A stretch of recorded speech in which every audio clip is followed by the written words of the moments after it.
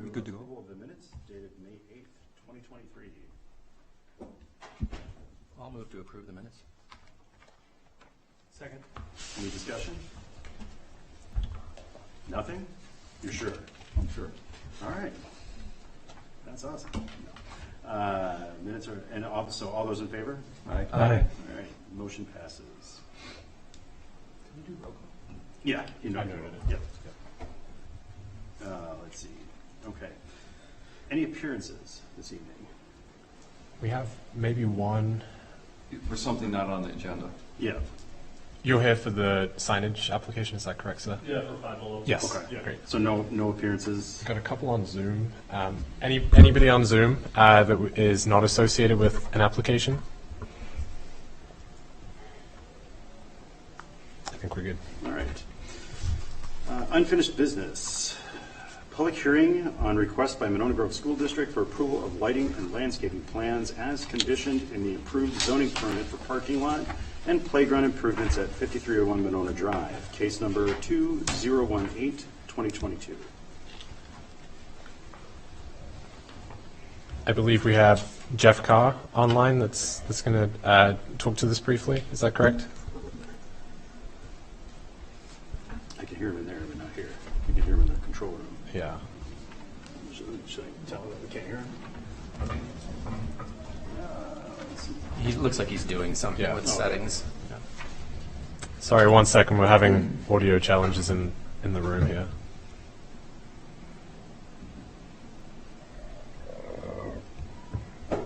Jeff Carr, can you hear us? Can you speak again, please? Yes, can you hear me? There we go. There we Yes, we can now. Yep. Thank you. Okay.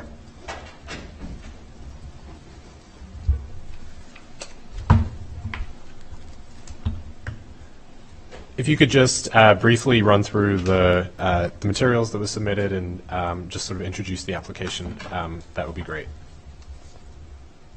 Well, basically, we redid, is that for me to talk? Yes, please, Jeff. Okay. The district redid the district office parking lot to increase parking for all the activities that occur there between MG 21, the district office, training sessions, board meetings, and other type of things there. Along with that came then the stormwater plan that was required by the DNR.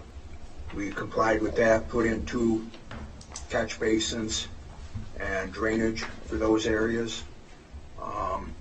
We then also put in new lighting to accommodate the added spaces that were constructed. And then, as part of the lighting, we provided the plan from the engineer for the photoelectric about that to make sure that we weren't projecting light in any other direction than directly on our parking lots. And then there was the discussion about the plan as far as different possible trees that could be planted in those catch basins, and then a proposal to put in basically a prairie grass that is pretty strong and will make it through the winters. If we maintain it, cut it back every fall, that it'll be an area that will also help with some birds and bees and those type of things in that area that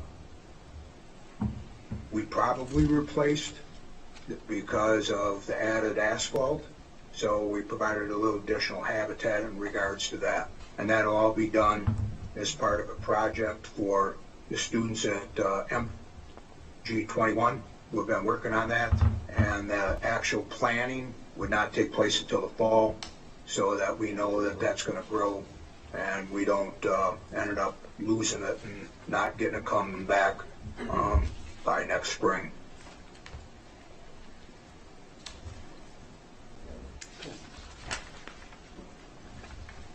All right. Let's start with Chris. Do you have any? This Chris? Yes. Okay. Sorry, Well, could we go to consideration? Sorry. Yeah, sorry about that. Yes, thank you. Okay, sorry about that. So No worries. consideration Consideration of action on request by the Winona Grove School District for approval of lighting and landscaping plans as conditionally approved zoning permit parking lot playground improvements at 5301 Winona Drive. Yep. And then Chris, if you have any comments. Staff want to go first? Yep. I can give a quick update. So as mentioned, these two items were conditions of the approved zoning permit from back in July 2022. And this is the requirement that both lighting and landscaping plans return to the Commission for further review. The property, 5301 Winona Drive, is located in the Community Design District, the CDD. And as mentioned, this came through in both June and July of last year, where a zoning permit was conditionally approved in mid-July with 5 conditions of approval. The lighting plan, as submitted, is just showing the existing conditions. It's a photometric plan that shows no light trespass at the property line. Just to jog Commission members' memory, the reason for this was there was some discussion from neighbors and sort of adjacent property owners there about the lighting and if any additional lighting was needed. During the process, the plans were scaled back such that there were no changes made, but just having this photometric plan on file was the wish of the Commission. As far as the landscaping, there was discussion there of the increased or the size of the landscaping beds and the opportunity for this to be a collaborative process with the children of the school. The green areas were temporarily stabilized, and 2 of the islands have since had mulch in them. And there's also the third island that is the catch basin, as mentioned, and that is not included within the landscaping plan. This would simply be the 2 southern tree islands that are proposed as part of this. So the existing linden tree in the western tree island would remain, and 3 different native grass species have been proposed for each tree island. The reason for this is the hardiness, the care and maintenance, as well as, as mentioned, the habitat for birds and insects that were all considered. And again, as mentioned, this was collaboratively done between the staff, students of MG21, and put forward in the plans and the materials that you have. So typically, as far as landscaping scoring, the grasses would not specifically count for this and would not be eligible for points, but the Commission may choose to discuss, as mentioned in the applicant's materials, the durability of this and sort of some of the challenges that would come from a parking lot setting with things such as salts and the plowing and such. And so these are native grasses that were put forward, and couple things from staff to mention. The eventual height of some of these should be discussed. I think they were to potentially get up to about 4 or 5 feet, so just from sort of a vision and safety element within the parking lot. And also the eastern tree island does not have, as proposed, does not have any additional trees, just the grasses, so it may be something to consider, just given there are extensive plantings certainly along Nichols to the north, but not very many within the parking lot itself. So a couple things to discuss. That being said, the staff recommendation is approval of the lighting and landscaping plans with the 2 conditions as included in the staff report. Thanks. Okay, Chris? All right, thanks. Do you remember, we don't have it in our, I didn't count them on our little plan here, is what, got between 50 and 100 stalls there? Yeah, I got to be correct on that. Okay. Yes. The only tree in any tree islands on this whole site is, and that's oak, isn't it, Rob? I don't think it's a linden. Yeah, that sounds right. That's an existing oak. Remember that nice oak? I remember that from Yep. the last of the Well, I drove by there tonight. Okay. It's an oak tree, but it definitely needs, that site needs some trees. This is a big expanse of asphalt, and the honey locusts along Nichols are nice, but they were planted there for that last expansion. So I think, for example, that East Island could take a couple trees unless you choose. I'm going to defer most of my, I shouldn't even talk species. Rob's going to talk about that. But unless there's like an oak, that'd be a really substantial tree in there. I mean, if they have ornamentals or something, it needs more than that. But what's odd about this site is, of all the islands in there, there's not a tree except for the one oak that was saved. So I believe the islands could use trees. I think that south edge could use some trees. I think we'll have to see what the commission thinks, but there's a number of opportunities there for trees. As far as what's in the islands, for landscaping, the lower landscaping, again, I'll defer to Rob. This is something they came up with. The grasses are nice. They just need something, including that eastern island. Eastern island right now is just a massive area of bark mulch, and that's not a long-term solution. So for me, there would be more trees, and what's the solution going to be in that eastern island? As far as the lighting plan, I thought we also talked about when it was here of any lighting where those buses are going to line up, or where some of those delivery trucks are. And right now, there's like 0.1 foot candles. So if they choose not to light it, but one thing the commission, if my memory's right, was worried about was any lighting where all those buses are lining up, which is that very south edge. And if they're good with it, and everybody here is good with it, then we leave it, but there's not much lighting for the buses. Actually, none. 0.1 foot candle. Remember, a foot candle is an individual candle 1 foot above the ground. That's the light it gives. So 0.1 would be like a 10-foot candle lighting the ground. It's not much. A birthday candle. Pardon? A birthday candle. Maybe. So, anyhow, those would be my comments. Thanks. All right, Courtney? I don't remember the conversation about the lighting, but that does make sense. If, it's 3:30 or 4:30 and the buses are lining up and it's dark out or it's like today. I also think there needs to be some trees, and I also will defer to Rob on this, but yeah, a little bit of pressure. But really focusing, if you're looking to create habitat for birds and insects, I think maybe thinking about what flowers might be to mix in would be good. Maybe you could get in some milkweed or some butterfly weed, and maybe some different grasses that are more native. So I don't think feather reed grass is native, but I don't know that for sure. So I would like to see trees, or a tree, and some additional plantings besides just the grass, because I think the 5-foot grass is going to be kind of hard to see around on that curve.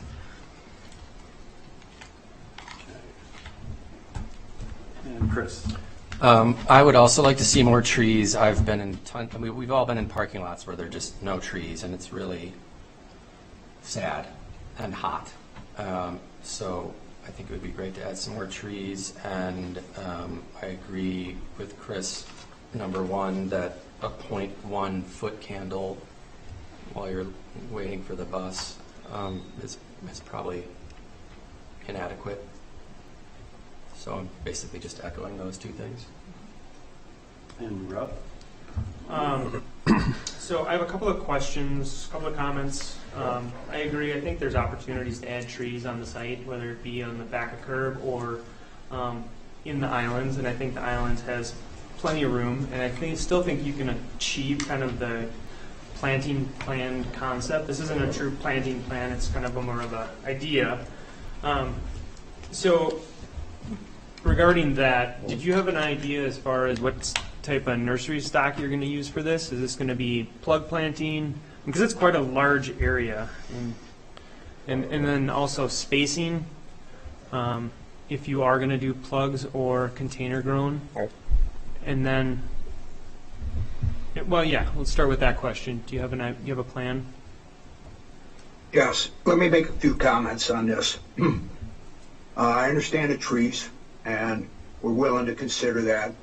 But I can give you examples, especially at Glacial Drumlin School, where trees were planted in parking lot islands, and now we're having asphalt issues, where the roots are coming through, coming underneath. That's creating a problem. And I think we need to look at that, and I think we can consult with someone what type of trees they would suggest in an area like that. The landscape grass is very hardy. You got to remember there's going to be a lot of salt on there. Once again, the islands of Glacial Drumlin School were planted with shrubs. They were planted with flowers. All that stuff has died and it's been ripped out and now is being replaced. We're going to look at probably prairie grass or some sort of grass out there, because we need something that's going to sturdy and withhold the winter salt and the plowing that goes on. The other thing you've got to worry about, especially if we try to put a tree in that one drainage pond, is you've got tile in there. And I don't think we'd want to do that. So those are the things that we looked at and talked about. And now in regards to the lighting that we have The concern was, when we talked with the engineering company, was making sure that we didn't have any type of light that would be projected to the neighbors to the south. And our bus times at that school are 8 to 9 o'clock in the morning, and it's about a 10 to 15 minute drop off, and the pickup then is anywhere between 2:30 and 3 o'clock in the afternoon.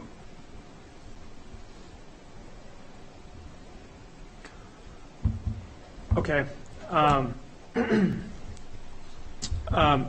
think there's room for trees, and I wasn't suggesting in that detention basin, but on the southern edge of back of curb potentially, and then in that easternmost island, I think you could get away with that. As far as looking at, I think you do what's called street trees. There's a category of them that are salt and harsh condition tolerant trees, and that's part of every city ordinance in the state is the not every, but many city ordinances to have parking lot islands with trees in them, and I think it's important, and the benefits far outweigh the negatives. Going back to the landscape material chosen, I think I like the approach, and it's kind of a mass planning approach. And I don't know if it's going to be container grown or seeded or plugged, and that makes a big difference about establishment. For instance, if you're looking at seeding that large area with prairie plants, which you wouldn't be, I guess, given the selection, that's going to take 3 years for the establishment.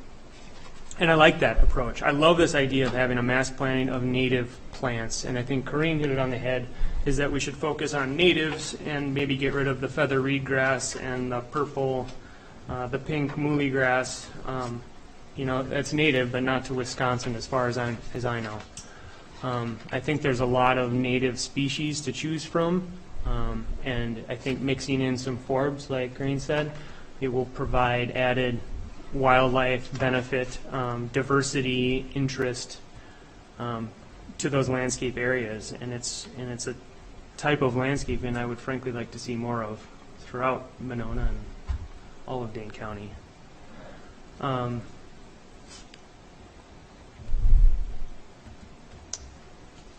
So those are my main things. I think there is room for trees. I would like to see a more native species list, and I'll leave it at that for now. Okay. Brandon? I agree with the rest of the Plan Commission on the comments about the landscaping. I'm not as strongly concerned about the lighting, but more lighting is always beneficial. If there's a concern about spillover lighting, maybe just some consideration into alternative fixtures. Maybe it doesn't have to be a pole-mounted light. It could be some other approach to lighting. But again, with the current lighting plan, I don't necessarily share the same intensity of concern, but more light is can always be better, but I do understand the concern about the neighbors. Okay. And for me, I kind of concur with the rest of the Planning Commission and the comments made. And maybe bollards could be used around the bus area? Well, I brought it up, so one comment I'd like to make on that is if the hours that they gave us are right, even in winter solstice, there's still light at those hours. So if that's their current operation, I think it's fine that they don't need lights there. Okay. I think, if they come in and they change their operation, they're the ones that are going to want to probably come back and look at lighting. It was just a suggestion from before, but with hours that were stated, it will be light. Even in the dark of winter, it will be light at those times. So Okay. I think that point to me is their call. And I guess one question for the registrant too, the activities and activities after hours. Are there going to be no activities after hours using that area with buses? No, not at all. It would be, I don't know what it would be, if there would be after hours, with the dismissal being anywhere around 3 o'clock in the afternoon. Okay. Also, from a lighting standpoint, which I understand your concern, there's building lighting.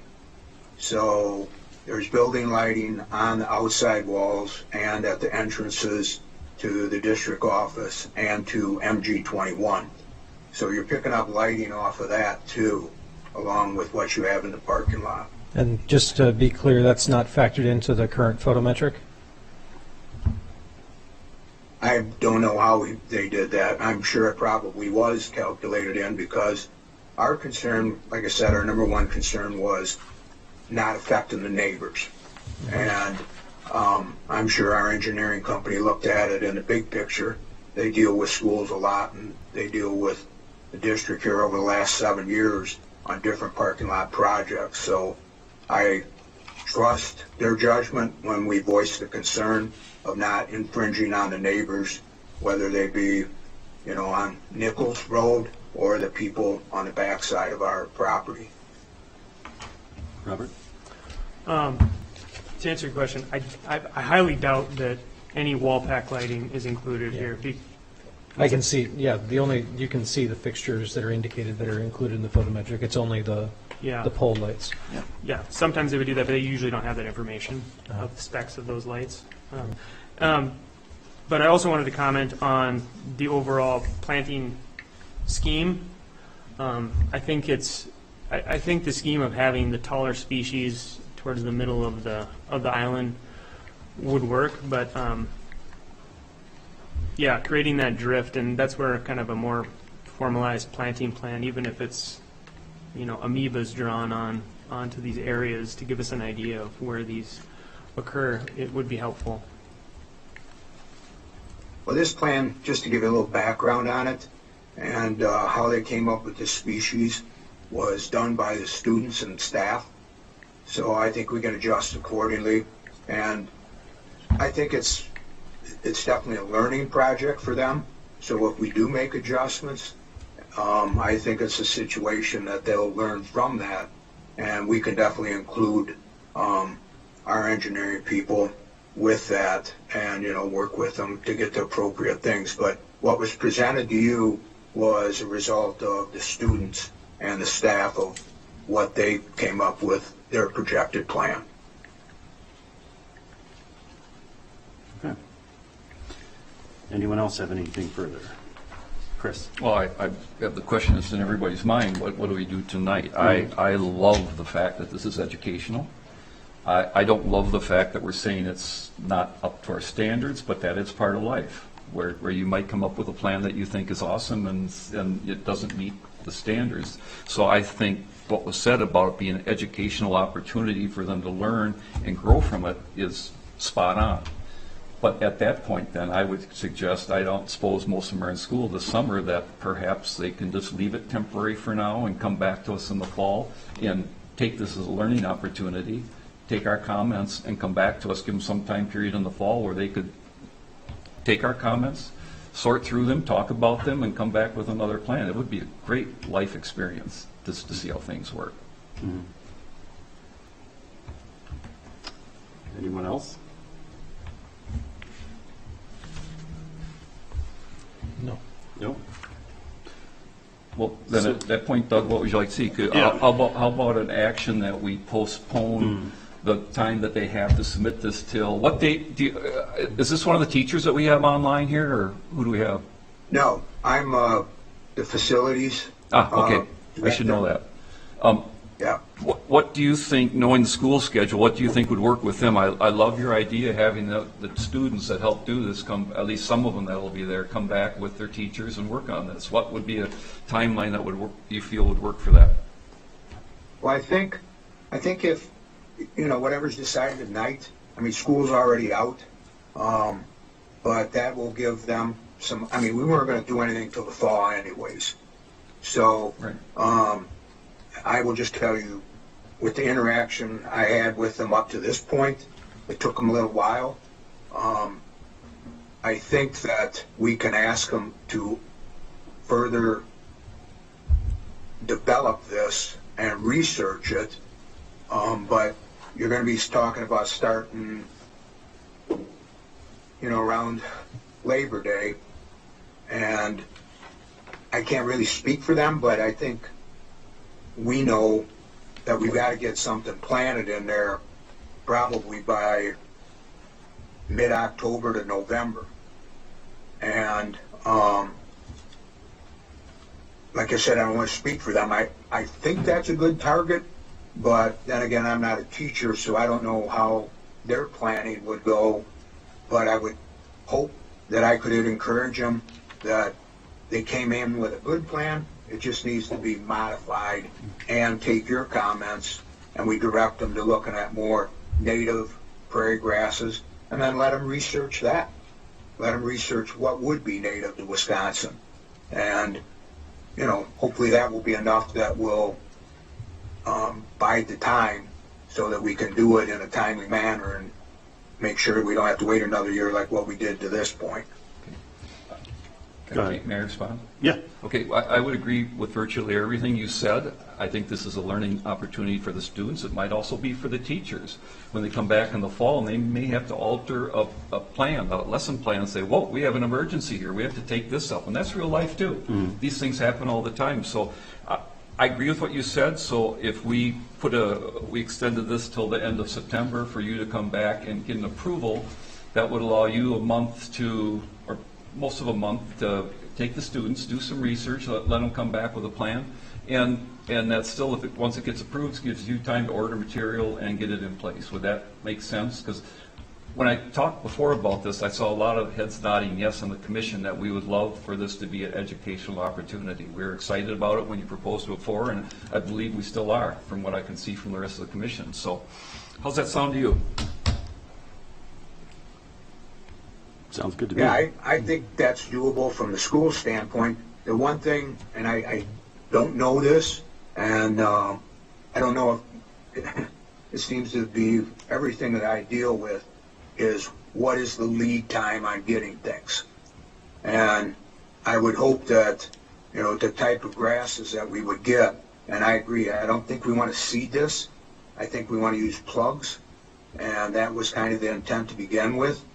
So hopefully those would be readily available at that time, and that's something that I have no problem trying to research at this point with a contractor that we may deal with and get those type of grasses and see if there's going to be any issue in that regards. Otherwise, I think that's a good time frame. Okay. And, I would say that's another life lesson when we do this, that there are deadlines in life that sometimes you don't expect. But I think these are all great experiences for the kids. May I make a motion? Yes. I would move that we approve the electrical plan as submitted, and we postpone the approval of the landscape plan until October 1st of 2023. Second. Any further discussion? Second? I would second. Yeah. Yeah. Oh, I didn't hear it. I'm at the far end, and I'm Yeah. old, I couldn't hear that. Do we want to, so you're saying October 1st, so it would happen at a September meeting? Is that what you meant? by It has to be giving approved by October 1st. I Okay. don't know the meeting dates. They work with that. Okay. And if I could, just one other thing I meant to say, for your students, if they want to know, this is all on YouTube. All these meetings are recorded. They can get this on YouTube. It's a class project. You can sit and watch and see what the reaction and some of the suggestions were. Yes, and the students are obviously encouraged to attend our meetings as well. Absolutely. Present. Present. Yeah, it's a good civic project. Okay. Any further discussion on the motion? All those in favor? Aye. Motion passes. Thank All you. right, we'll see you back in October. All right, thank you. All right, moving on to number 7, new business. Public hearing on request by Raposa Design for approval of a comprehensive sign plan for a new multi-tenant space at 2351 West Broadway, case number S0132023. And do we have a registrant today? Yes. And that's, So we have Mr. Israel, the property owner, on Zoom. I don't know if you would like to start. We also have one of the sign vendors here as well, in person here at the city. If you could, please, yes. If you're going to talk. yes.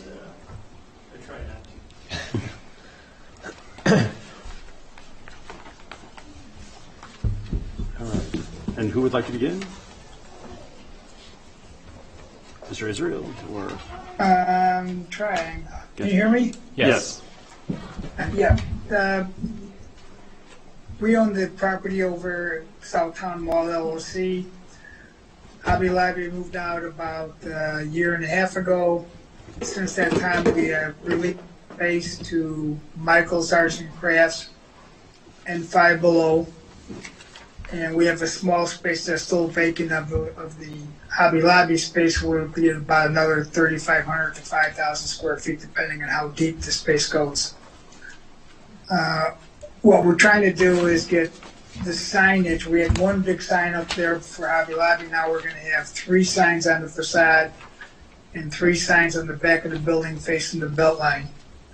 So we've had discussions with Doug and Thor regarding the signage, and we've gone back and forth with the sign vendors for Five Below and for Michael's. And Russ Raposa, I don't think he's on the phone. Russ did a mock-up of what we think the sign will be that will meet the standards that we have talked about with Doug and Thor. So that's what we're looking for tonight, is the approval for the sign vendors to get started on the facade signage and the sign up back. And with that, I can turn it over to, I'm not sure which sign vendor is there, but he can take it from there. All right. Thank you. Hi, I'm Chuck Zimmerman. I am from Capital City Signs, and we're contracted by SEMA, who is doing the Five Below sign. So I'm exclusively talking about the sign, Five Below sign. Okay. I'm not sure what was submitted.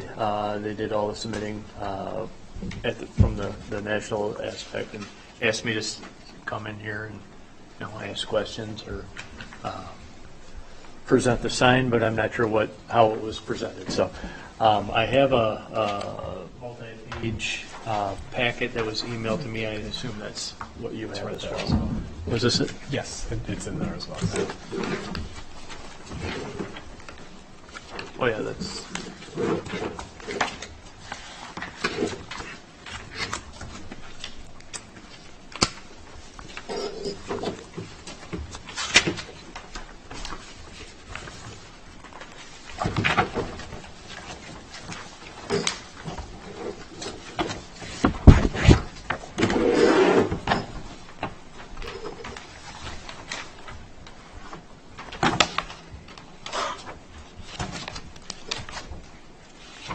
Okay.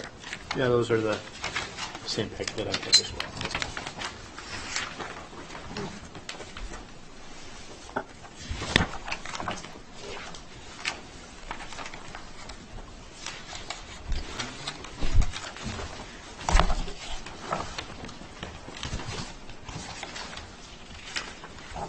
So specifically to Five Below, looks like they're asking for one sign on their front elevation, one sign on the rear elevation, and then using a space on the multi-tenant pylon out front. Not sure how we were doing the definitions called. It's pylon or monument sign.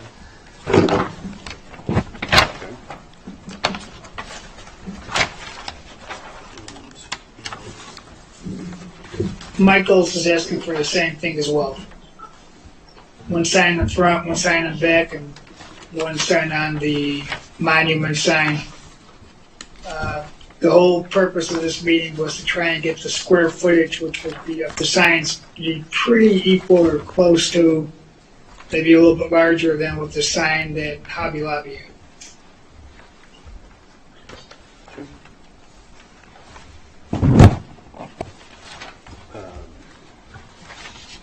Does anyone have any questions for the registrant? Or, no, that's one, sorry. Do you have anything, Doug? I was just wondering, we still have one other person on Zoom. Are you here to present on this application, or shall we move to the consideration? Oh, good evening. This is Christopher Schwinard. I'm sorry, are you getting an echo effect? No. No, we can hear you. Okay, very good, thank you. Yeah, I'm with Five Below. I wasn't sure if I was going to be able to make the meeting this evening, so I just wanted to join. I knew a representative for Five Below was going to be joining you, so that's why I was just kind of like staying in the background. Too many cooks can kind of make things more difficult. So that's, but nonetheless, I just wanted to represent Five Below's interest and be happy to answer any questions. As it was pointed out, the square footages in following code, Five Below feels as if the current signage would be pretty small. It would be in the neighborhood of 36-inch tall letters. And considering the size of the facade to which we were not planning to change the current Hobby Lobby facade, such small letters would look, quite frankly, out of place in Five Below's opinion. Which is why we wanted to request the larger signage, larger square footage.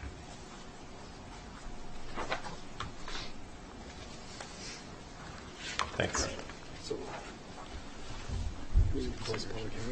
right, so with that, we'll close the public hearing and move on to the action item, which is consideration of action on request by Raposa Design for approval of a comprehensive sign plan for a new multi-tenant space at 2351 West Broadway, case number S0132023.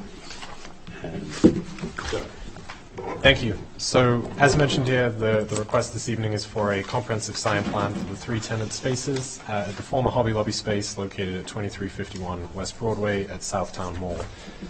The staff report breaks down all of the different signage requests for the 3 different tenants, Five Below, Michaels, and then, of course, the future third tenant. Each is requesting one wall sign on the north facade facing West Broadway frontage, and then one on the south facade facing the Beltline as well. Michaels and Five Below are seeking tenant panels on the pylon, the existing pylon sign, monument sign, as well as additional temporary signs for coming soon, now hiring, now open, that are all broken down in the staff report. The parcel here in question is zoned in the Community Design District, and I'll sort of run through quickly here some of the specs here for each of these. Buildings within the CDD are allowed one wall sign for each business on each building face that abuts a public street frontage with a total of 150 square feet. Five Below has 66 feet of frontage within the multi-tenant building, and including the corporate colors, the blue behind the signage, the wall sign facing north is approximately 225 square feet with a letter height of about 4 feet, and the additional tag line at 14.5 inches as well. The rear elevation here facing the Beltline is just over 75 square feet.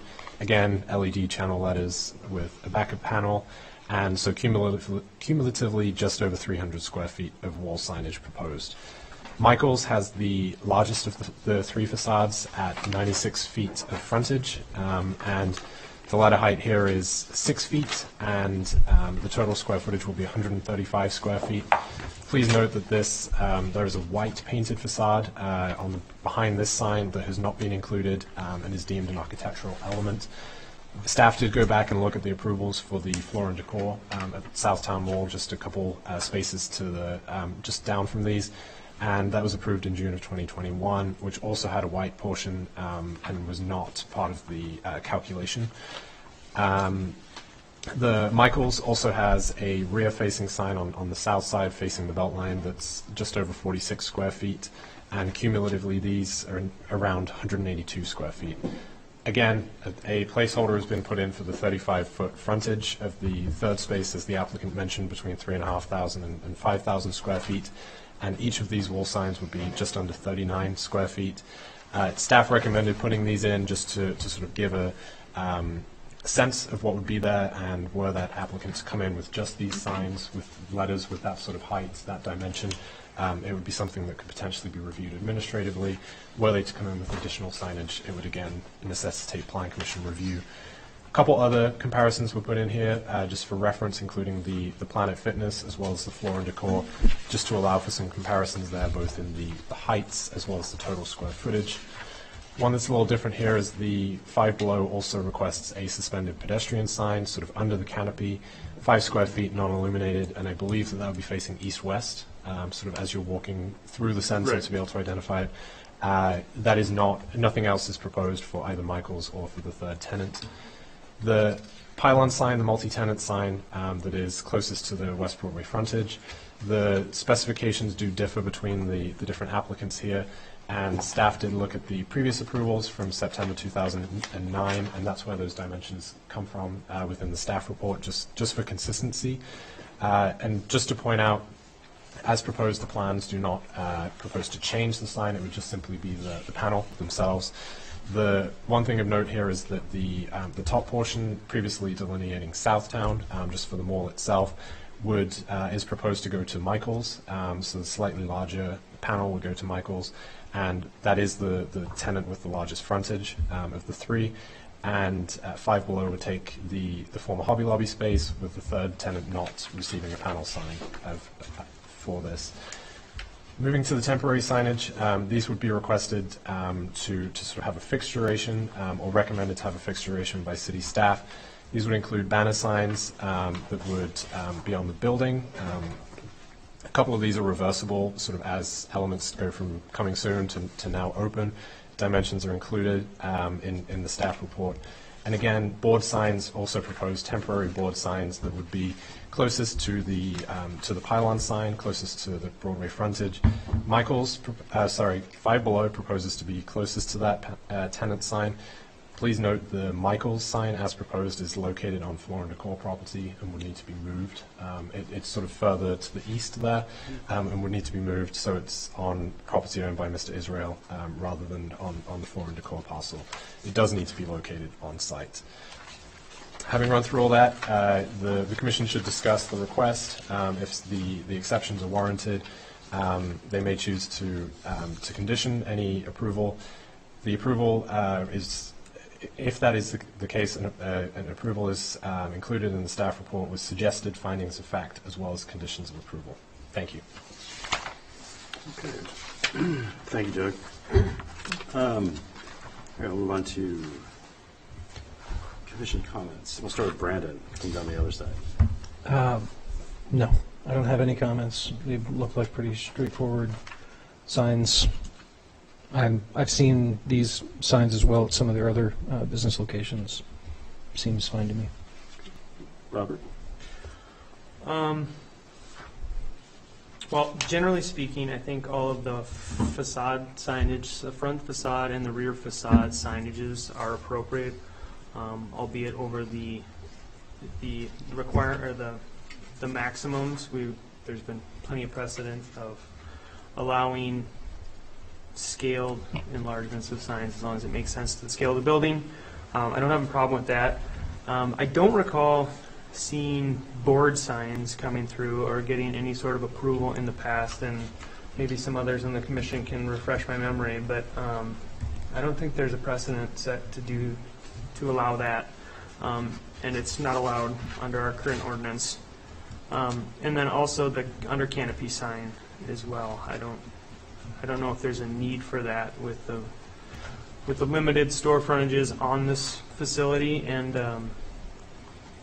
and just the large storefront to walk by, and they can have window decals and things like that. So, and then I don't have no issues with the pylon signs, the front facade signs, the rear signs, and I'd like to hear a little bit more from the Commission on those other board signs and under canopy signs.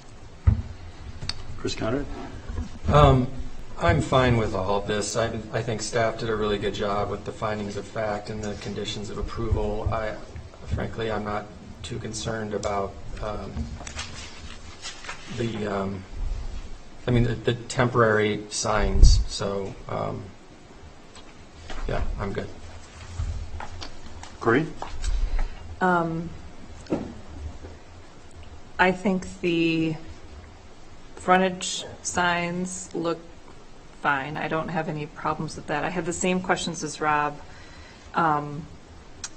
And because this is not the business that I'm in, I'm just wondering, is it standard to have 3 different kinds of temporary signs? Because there's the board signs, then there's the banner signs that are being attached to the front, and then the temporary vinyl clings as well.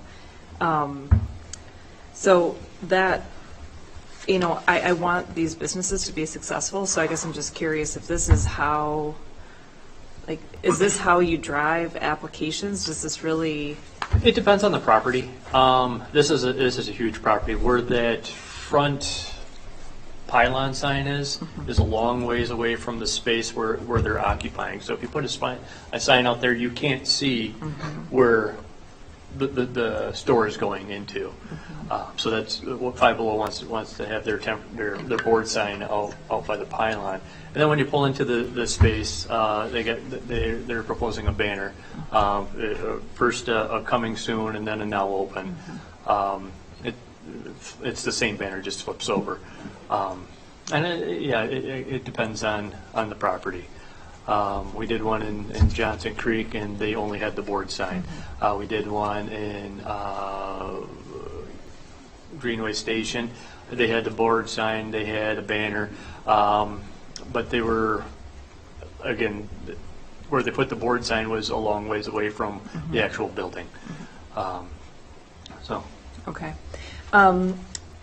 And I also was wondering about the pedestrian sign for Five Below. I mean, there is someone from the company here. So is that a standard practice for the store? It seems weird to me to have one store with one of those signs because it's not a uniform facade. Like Pure Hockey doesn't have an overhang, so they can't really have. Right. So I'm not, that part of it I'm not sure about. I understand the need for the temporary signs as long as, Doug had put on here that there's this time frame of no longer than 30 days if there would be compliance with removal of those, so they don't just turn into broken down signs. Well, they actually have a pretty strict time frame, and I think they're only going to be up for like a couple weeks at a time. So the longest one would be the coming soon. Yeah. That one might get close to the 30 days, but once we flip that over to the now open, it's pretty much a week, and then that'll come back down. Okay. Yeah, I'm not as worried because they're temporary, and I do want them to be successful and for you to get the positions that you need to do that. And then I have a question for Mr. Israel about the removing of the Southtown name from the pylon sign. Do you have concerns about taking that like branding of your stores at the center down? We never like to take the branding off the center. The problem is when we deal with these national tenants, we only have so much space on that monument sign to give them. So I don't think we're going to lose anything in the Southtown name by being up there. I don't think that many people even see the monument sign. But to make both Five Below and Michael's happy, we decided that's the way we're going to have to do it without taking out, without redoing the entire sign or coming in and asking you to have a bigger monument sign up there. If your third tenant wants to have its name on the pylon sign, there's not a space for that. No, there won't be a space for the third tenant. There aren't spaces for the smaller tenants. The third tenant will be anywhere from 3,500 to 5,000 or 6,000 or 7,000 square feet. We don't know if it'll be a national tenant, regional tenant, or local tenant. But when they come in, they're going to know that they're going to have they will not be able to be on the monument sign. Okay. So we know, and in being in the business, not everybody gets to be on the monument. Okay. Modifications could be made to the sign to allow, so like those bottom 3 panels, they could be divided in half, and then you would have 6 more spaces, but it would be half the size. Got it. Which, I mean, it's already pretty small. But sometimes going back to the tenants to say, you have this sign, we're going to cut it in half. Some of the national tenants won't agree to that. Mm-hmm. So now Planet Fitness says, hey, why is my sign getting smaller now? But Exactly right. I mean, it's exactly right. So that's the issue we have. Most of the signages, just like in this lease, all the signs requested are going to be in the lease. So for us to go change something, we can't do it by ourselves. We have to go back and get the tenant's approval to get it done. Okay. And it's not uncommon that the anchors get that space on the monument signs. Yeah. Well, I think the signs look good. I think the findings of fact are very helpful, Doug. My biggest concern is with the pedestrian sign. It just seems odd, out of place. But I'm curious what others think about that. I would agree with this shopping center. I mean, we've done a lot of shopping centers, like a Greenway Station. Just about every sign, or every store out there has a pedestrian sign, a double-face blade sign is what we call them. Johnson Creek, every center has got a blade sign. This shopping center, there aren't any there. So I would agree, it probably does seem like it's out of place. It's almost like it's like just a standard thing that they do in Right, shopping centers. standard, that- Yes. So that would be the one change, I guess, I would ask for consideration of, depending on how the others feel. The store would like to have it. Chris? Okay, first, let's know first. When I first opened this up, I thought, whoa, this is a lot of signage. Really, I mean, it is. It's a lot of signage. But then I started thinking more about the center and the history of it and what we've gone through. We've lost a Shopko, we've lost a Hobby Lobby, that are major tenants, yet the City of Monroe sat here and said, well, we want to maintain and hold on to this commercial. And it's hard with a abandoned big box. And we said, what can we do to make this more vibrant, more attractive, get the people that drive by involved in? The more I thought about it, this is exactly what the center needs to become more vibrant. It needs some signage, it needs some clarity on that. Yeah, we're still here. This isn't a dying center. This is actually one that's building back up. So the more I thought about it, the more I actually liked the additional signage and the temporary stuff for now. I have a number of questions and I have a couple answers. On this, it's a white background on Five Below. On I'm pretty sure it's a blue background. I'm pretty sure they go with the blue background. Okay, that's what our sign shows, and it's much more attractive. It's much more in proportion. This thing that was pasted on there is not in proportion. Right. It's out of center and it's bigger. So what we've been given, this is what we're proposing and voting on tonight. Okay. Thank you, because that's a lot better. So first, Rob, to answer some of your questions, we did codify board signs, because it's really random and people go around every time there's a building going up or construction, they have signs up like, Findorf Construction or Hamburg Contractors, although we don't do it. I should use myself for an example. So we did codify it. We do allow 32 square feet. I think what the exception here is we're allowing some of these things in 30 days after occupancy. Usually they have to be gone by occupancy. So Doug, correct me if I'm wrong, that's some of our exceptions are here tonight on all these signs. They're not stuck to 30 days, but we're saying within 30 days of occupancy, after occupancy. Usually we give them to them until building permits, and then 30 days. Yes, and I should clarify some of this, that I think there's an interchangeable use of terms here. So the board sign, as Rob mentioned, is not allowed in any district, a board sign specifically per code, but active building or plat sign is in that sort of form. That's what we're approving. Yes. Because we don't approve just a board, but we did put it in there that you can have these sheets, or these sheets of plywood or whatever they're, while you're building. Yes. And we said they had to be gone by the time you open up. In this case, staff is asking, or the applicant is asking, can I have it 30 days after we're up? Because I'm still a long ways, even though we are potentially approving these gigantic letters, I want more. That was just to be able to poke a little bit. And they're not wrong. And I think the one thing we want to do with this center is we want to get it active again. We want this thing to be successful. We want to fill up what used to be a big box, which a lot of communities, including us considered, are turning into storage. And would we rather see these vibrant businesses there, or would we rather have a big storage building? So that's where I kind of soften all this. You all know I'm probably as tough as anyone here on signs. But I think we need to try to get this thing going and make it vibrant. So that's why I'm in favor of that. As far as the blade sign, that's in our new sign code too. We allow it. And that's more for the pedestrian effect. when you get to a big facade like this, it's huge. Well, when you get down there, you don't look up there and you're not seeing that, but it gives it that pedestrian scale, like, okay, I'm coming up to there, and you see them all the time.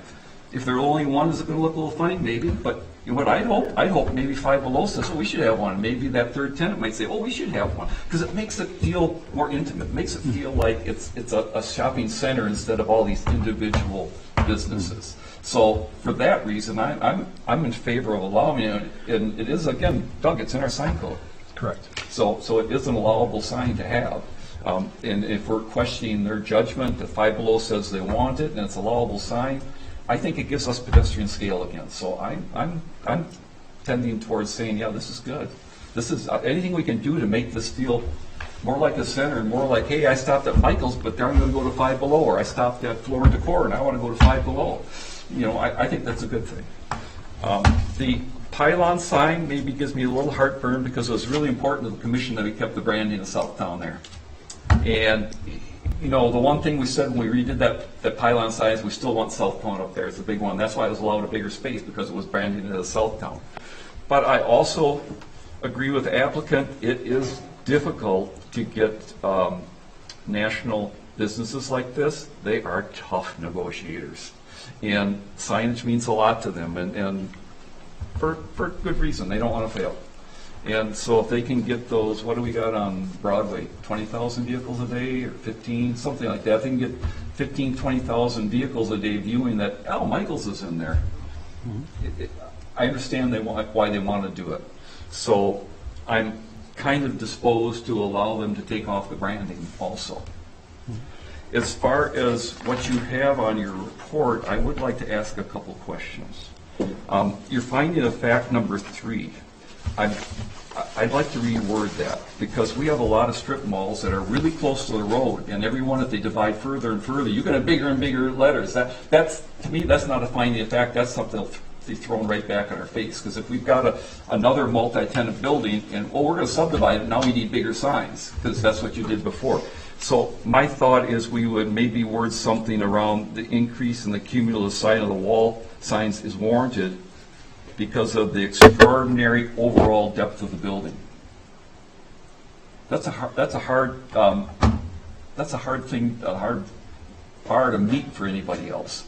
And I understand that Mr. Israel's renting out the back of the building, so they actually don't have that depth there, but the overall building is like that. If we want this to look like a building of that scope and size should look, then the overall depth, to me, is another good key for finding a fact. You know, they had that. You don't.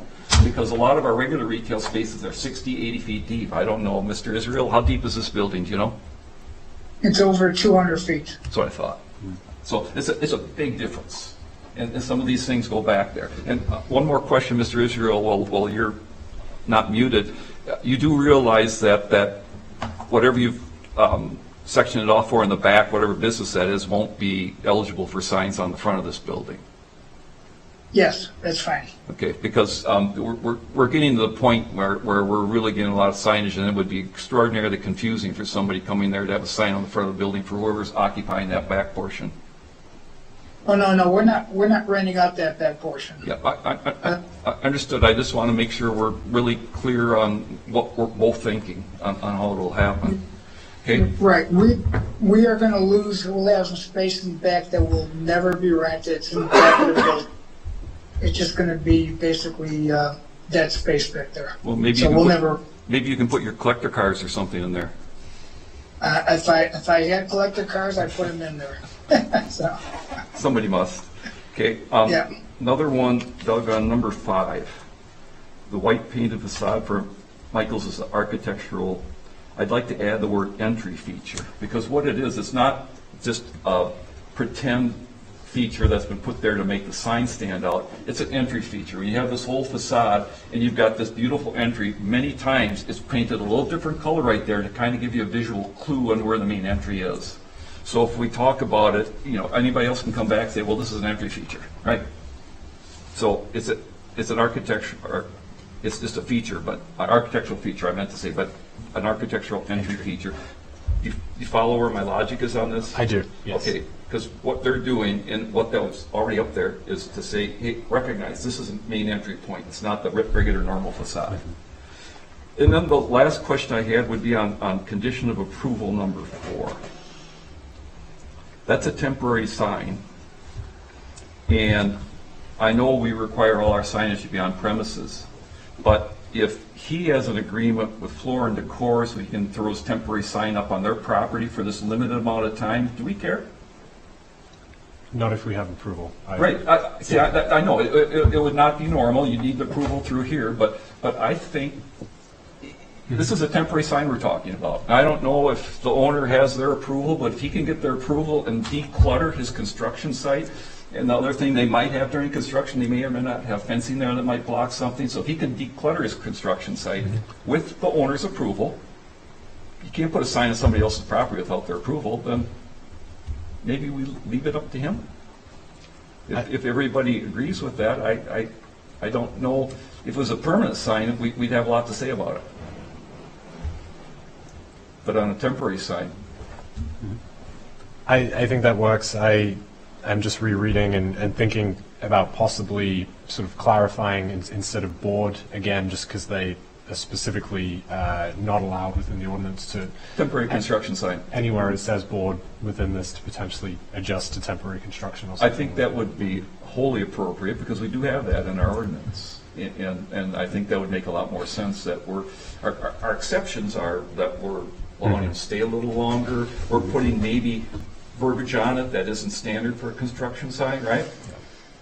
But we're really engaged in trying to reinvigorate this mall. Reinvigorate, sorry, I might have said that poorly. And part of that is trying to be a little flexible in giving them a nice just initial push here to get things going. Man, we're thrilled you're bringing more commercial tenants into Monona. We're thrilled that you are able to fill up this abandoned big box. Absolutely. If I can be that blunt. So that's the majority of my comments. Normally I'd be railing on a few of these things, but I think they're appropriate in this circumstance. And as many commissioners have said, when you look at this, the facade, they don't jump out that they're too big. This is a huge facade. You know, that most of the places we're putting these signs, they're much smaller facades, and that's why a sign like this goes so out of proportion. But if you look at the proportions in here, I think it's appropriate. And I believe you said that somewhere in your findings of fact. Well, and they're set very far back from the road. Oh, yeah. And there's other buildings in front of them. Yes. And the road isn't, like a perfectly parallel street for And that's major another portions bar of that's it. hard for somebody else to meet. Yep. So, Chris, now that you're softening, you would recommend animated neon too? No. No, just kidding. No reader board. Corey, either. you had a question. The stringer guys. I don't, it's like I don't want to split hairs too much, but I do think it's not so much the size of the building as the setback from the road.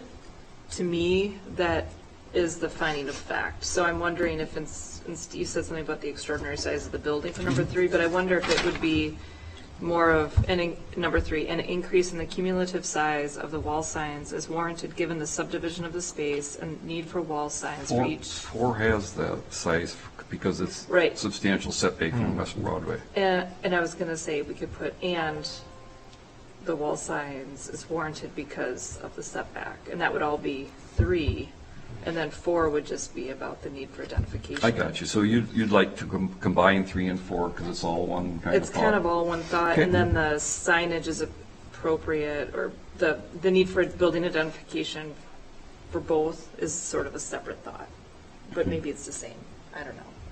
But all 3 of those, it would be hard for Well, someone else to right. meet because of all of Need those. for identification really goes to what the combined thing is because of the setback from Yeah. Broadway.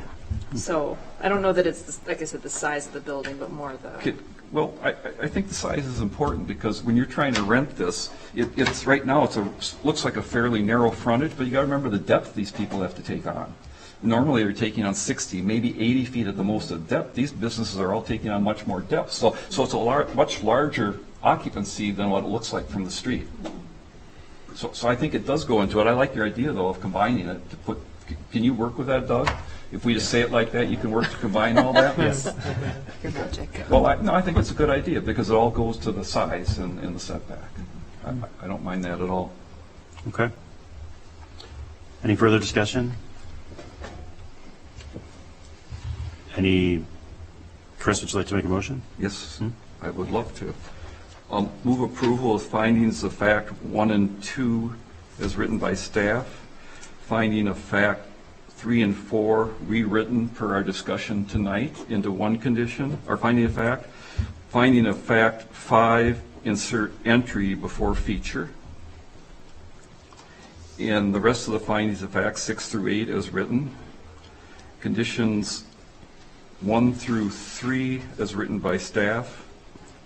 And condition 4 to strike should be all located on premise.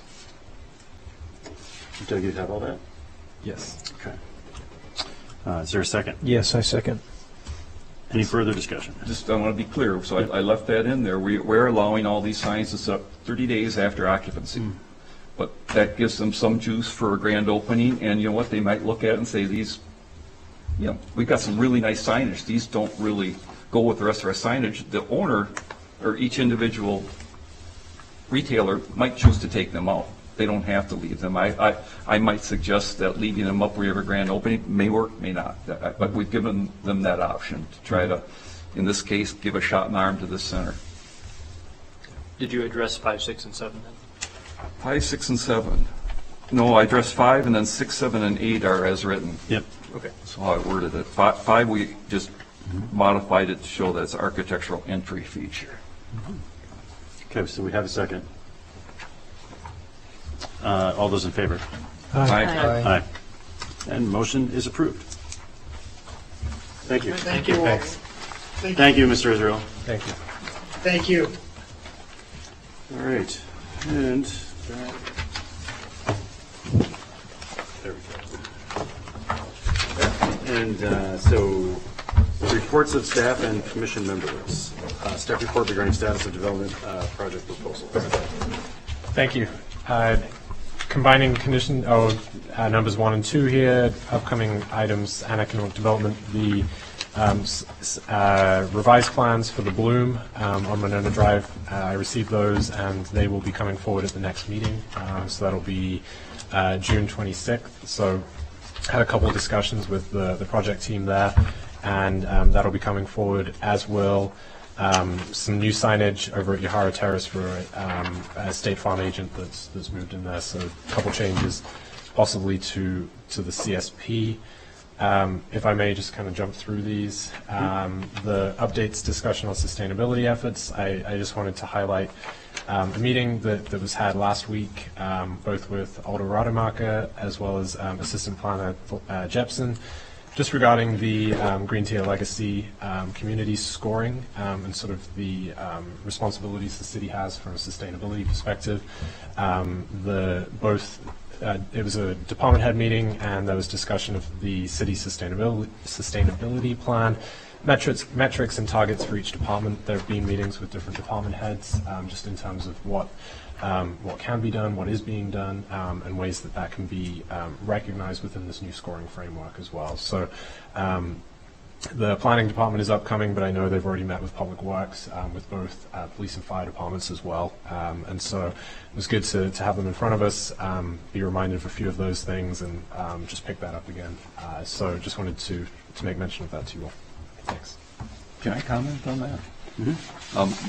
We're a Green Tier participant, and they have a lot of scoring metrics for us. And the one thing I don't want to get caught up in is we don't do something in our business that doesn't make sense just because it'll get us a couple points. So I just want to caution, when we're doing that, we want to, obviously we want to make it, but we want to make it when it makes sense for Monona. Definitely. Right? Because one thing that some of our employees get caught up in, well, we should do it. No, this doesn't make sense right now at this time for us, because these metrics are set up for all different situations and all different types of municipalities. In this case, for us, it'd be contractors. And we're not all those different ones. We're Monona. So I just would ask that we keep in mind that we're Monona. And let's do what makes sense and works for Monona. Absolutely. Thanks. Anything else, Doug? Nothing else. Any updates or discussion on diversity, equity, or inclusion efforts currently? Nothing from staff. The only thing that I would add, because it's germane to the Plan Commission, is that I and the mayor continue to meet with the county Housing Advisory Committee working on the regional strategy, and lots of ideas, lots of best practices have been presented. We have 3 more meetings, and then we'll start working on implementing these plans countywide and probably putting together an implementation committee. And there might be some things that are coming that would be advantageous to Monona to bolster affordable housing opportunities. So that's all I have on that. So with that, is there a motion to adjourn? I'll move adjournment. I'll second. And all those in favor? All right. Aye. And we're adjourned. Thank you. Thanks. Well done.